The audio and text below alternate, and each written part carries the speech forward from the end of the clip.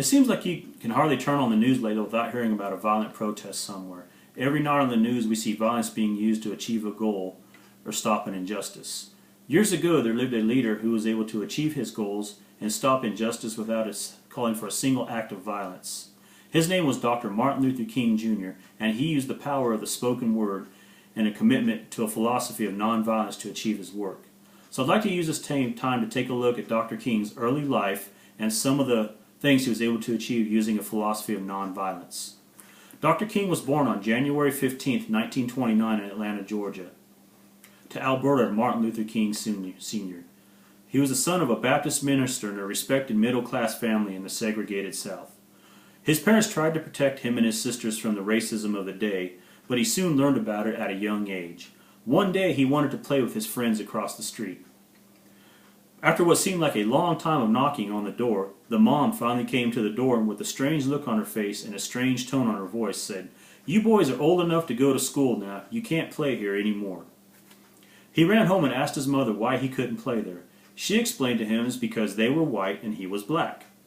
He didn't fully comprehend what his mother said, but he understood that black and white people were different and that he was black. As he grew older, he began to take notice of other acts of racism around him. It was soon discovered that Dr. King was an intelligent young man. He was such a good student he was able to bypass the 9th grade, and at the age of 15, he passed a college entrance exam and entered Morehouse College in 1944. It was at Morehouse College where he felt the calling of God and made the decision to enter seminary. While at seminary, he became serious about stopping racism and bringing about social justice.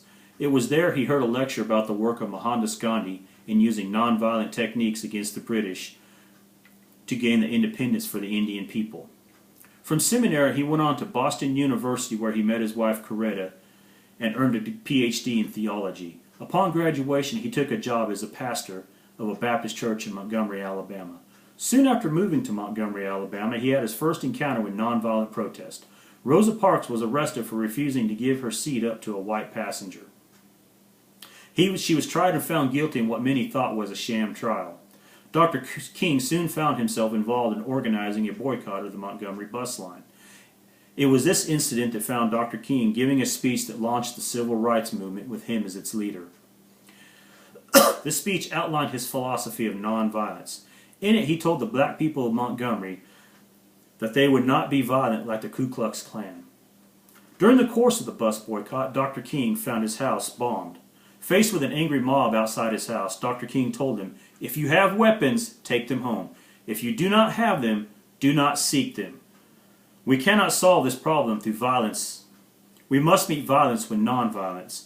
Love your enemies, bless them that curse you, pray for them that despitefully use you. Remember, this movement will not stop because God is with it." In 1959, Dr. King and his wife traveled to India at the invitation of the Gandhi Peace Foundation. It was here where Dr. King learned more about Mahatma Gandhi and was able to strengthen his commitment to nonviolence. Now I'm going to highlight some of Dr. King's accomplishments using nonviolence. The 60s were a time of great social upheaval in the South. Dr. King moved his family to Atlanta, Georgia, where he was the leader of the Southern Christian Leadership Conference. He also led several civil rights campaigns against the city of Birmingham, Alabama, which was considered the most segregated city in the South. It was in Birmingham where he was placed in jail and wrote his famous Letter from a Birmingham Jail. It became a manifesto of his ideas and tactics that is still required reading on college campuses to this day. On August 28, 1963, he gave his most famous speech ever. It was his I Have a Dream speech given to over 250,000 people of all colors at the Lincoln Memorial. In 1964, at the age of 35, he became the youngest recipient of the Nobel Peace Prize. Upon receiving it, he was quoted as saying, I believe that unarmed truth and unconditional love will have the final word in reality.